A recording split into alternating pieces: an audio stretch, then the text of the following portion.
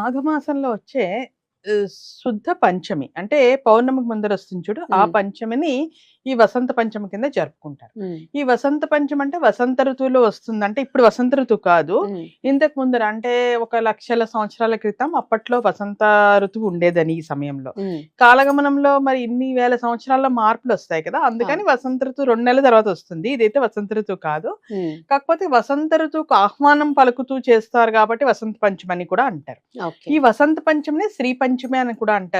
అయితే దీన్ని ఇంకోటేంటంటే వసంత పంచమి నాడు వసంత ఋతువు ఏంటిది రతి మన్మథులు ఉన్నారు కదా! హ్మ్. వాళ్ళిద్దరూ వసంతుడిని పూజించారని. అందుకని దీన్ని మదన పంచమి అని కూడా అంటారు. So, okay. మనం జనరల్‌గా ఇటుపక్క సౌత్ ఇండియాలో మనం చేసుకునేదేంటంటే ఇది సరస్వతి ఆవిర్భావ దినోత్సవం. అంటే హ్మ్. సరస్వతీదేవి జన్మదినం. హ్మ్. ఈ సరస్వతీదేవిని ఏం చెప్తాము? జ్ఞానానికి, విద్యకు, సమస్త కళలకు, సంగీతానికి అధిదేవత. హ్మ్. ఈ అధిదేవత ఆవిర్భవించింది కాబట్టి